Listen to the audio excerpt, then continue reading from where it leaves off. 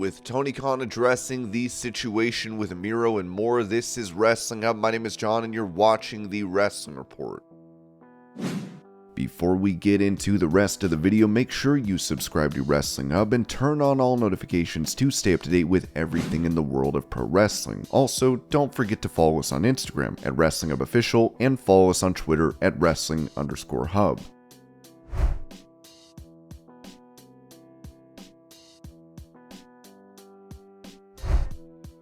On his Something to Wrestle With podcast, Bruce Pritchard revealed that The Rock had reservations when it came to a feud against Goldberg in WWE. I think it was 3 weeks into this. Rock, who begged us to bring Goldberg in, comes just and says, "Hey, I got an idea. I've been watching the little guy with the mask, Rey Mysterio. Is that his name? Holy man, we could tear it up. How about we just slide Rey into the match? I do something with Rey. That'll be a great match. What do we do with Goldberg, Rock? I don't know. But me and Rey could have a hell of a match." So 2 weeks in, Rock was bailing on him and just like going, "Oh man, I'm just terrified of this match."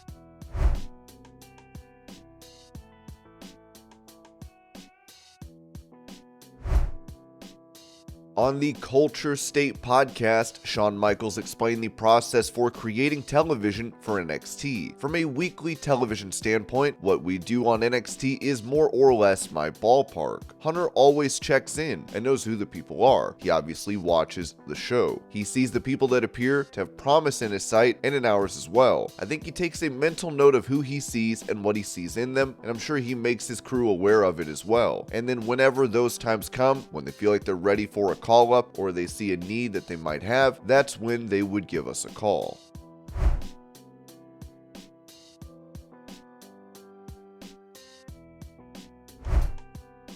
When it comes to Shinsuke Nakamura wrestling the Great Muta outside of WWE, it seems this was at first rejected by Vince McMahon before Triple H accepted it. As Nakamura told Yahoo Sports, "I was like, no way, I couldn't believe it. I didn't think it would happen. It was something that would never have happened under the previous structure of WWE. Noah came to me with the idea, and we discussed it, but my answer was no. Vince McMahon stepped down in the summer, and I was advised by people within the company that it might be possible now. I still thought it would be difficult, but I even talked directly to Triple H. When the decision was actually made, I was shaken. There was a big change in WWE between when Muta announced his retirement and when the match was decided. Vince, who was the symbol of everything, was retiring, and that was something that no one could believe. Everything changes in America when the top changes. At that time, there was a feeling that many things would change in the future. One of the changes that occurred to me was this. The fact that no became yes gave me a boost."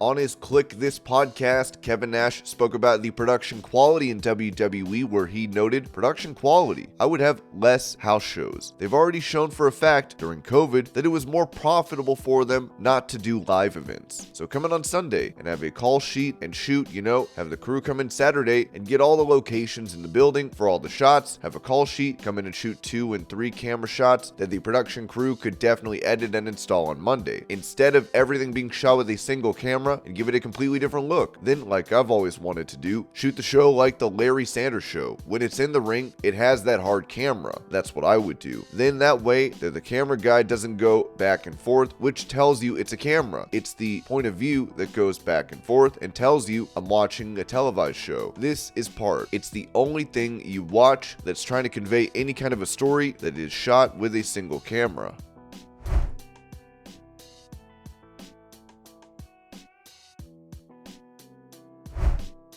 Touching on the reports of Sasha Banks making an appearance for New Japan at Wrestle Kingdom next month, Ric Flair said this about it on his podcast: "I think Sasha will steal the show in New Japan. The two that have stood out the most in the last 10 years or 8 years or whatever it is have been Sasha and the Queen, Charlotte Flair, far and away. I was just talking to her, and she's just having a good time. She doesn't seem stressed out by it. I'm happy for her. I mean, I told her Ashley is me, only better, and she's Ricky Steamboat."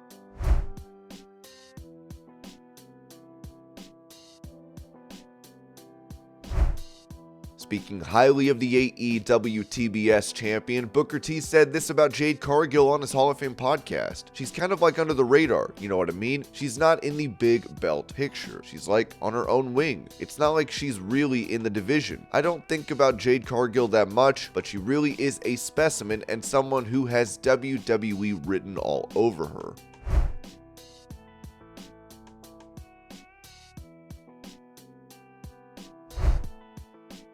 At the WWE live event for Madison Square Garden, there was a ladder match for the Intercontinental title where Kofi Kingston tried to springboard off of a ladder onto another, with the ladder giving way. Here's the video.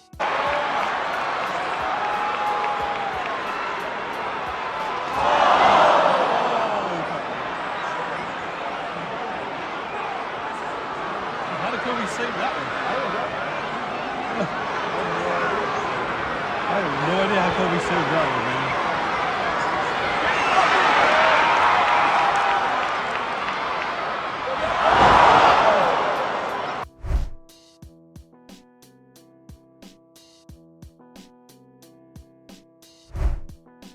Following that previously mentioned ladder match, Santos Escobar would need assistance when leaving to the backstage area. Fans were concerned he might be injured, as PW Insider reported. For the many of you who have asked, we are told that WWE's Santos Escobar is okay after taking a hard bump during the Intercontinental Championship ladder match at Madison Square Garden. As we noted in my live report, WWE Medical checked on him immediately and he walked out under his own power, with Jamie Noble assisting him after the match.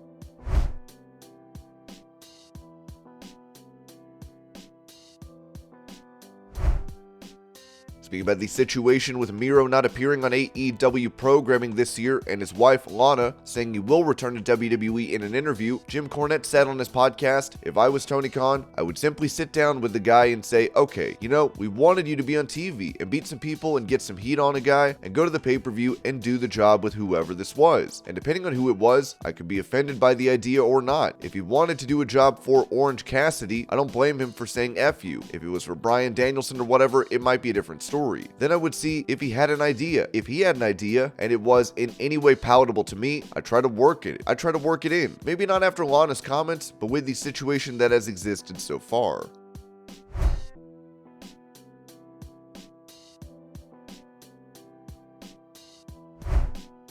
During an interview with Chris Van Vliet, Eric Bischoff touched on his ongoing beef with Ric Flair, where he noted that the Nature Boy assaulted him backstage during their time in WWE. I don't know what year it was. I had been in WWE for a couple of years. While I was in WWE, the week before the incident I'm going to tell you, I showed up to Monday Night Raw. We do TV and Rick is there and Arn Anderson is there. We go out for a beer after the show. Rick says, "Eric, come on. We will go to the hotel bar. Join us." So, boom, went out to the bar and had a great time. Just like old times, right? The following week, I showed up to Monday Night Raw and I'm sitting in what they call the TV office. It was like a prop office in case they needed it, but I always used it for a dressing room because nobody else used it. I had the whole place to myself with a couch and a chair. So I'm in there and I'm talking to my wife on the phone. It was my wife and my real estate attorney. We were closing on a piece of property. So I'm on a three-way conference call with my attorney and my wife. I'm sitting in a chair. Rick comes walking into the TV office. Arn is behind him and Jonathan Coachman is behind him. I'm talking on the phone. Okay, cool. It wasn't my office. It was everybody's office. I just happened to use it. While I'm on the phone, Rick comes over and he just starts yelling and screaming at me. "You MFer, you get out of your chair." I'm talking on the phone and he just starts firing shots at me. He's throwing punches at me, connected with me 3 times while I'm on the phone. Here's the deal. Ric Flair has been throwing working punches for so long. I don't think he knows how to throw a real punch. I'm not saying that to be funny or try to be a tough guy, because I'm not. But he hit me 3 times and I still had the phone in my hand. For a minute I thought, is this a work? Is there a camera? Am I in a scene that nobody told me about? Then his lips started bleeding after he hit me for the 3rd time. He was so mad that he bit his own lip and started bleeding all over himself, and I wouldn't fight him.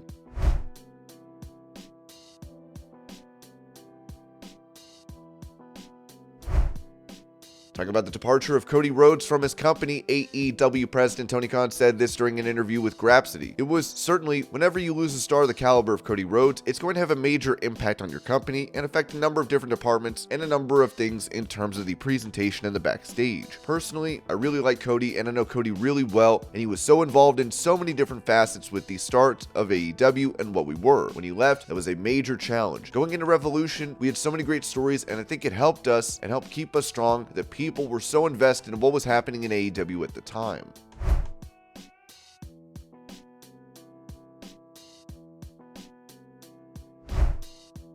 When asked about Miro's absence from AEW programming, Tony Khan told Grapsody, "There are dozens of wrestlers featured throughout Dynamite and Rampage every week, and throughout those hours, you see a lot of names. But there's also dozens of names in AEW you're not seeing every week, and sometimes they are silent about it. Sometimes there's a reason for that. Somebody's hurt, somebody's working on a project, somebody's being repackaged, or frankly, there's just not enough slots in 3 hours. On other sports teams, you don't really see it as much. It's not really common in the NFL for the backup quarterback to blame the coach because he's not playing. It's not really common in the NBA for the backup point guard to blame the coach because he's not getting minutes. I take it, and I take it with a smile, and I'll keep taking it with a smile. It's okay. I understand. Everybody wants to wrestle, and everybody wants to do things, and everybody is coming from a different perspective. So I don't want to compare one person's situation to another because it's apples and oranges. But we have a lot of great wrestlers here, and when they're here, and when we can get everybody involved, I love that."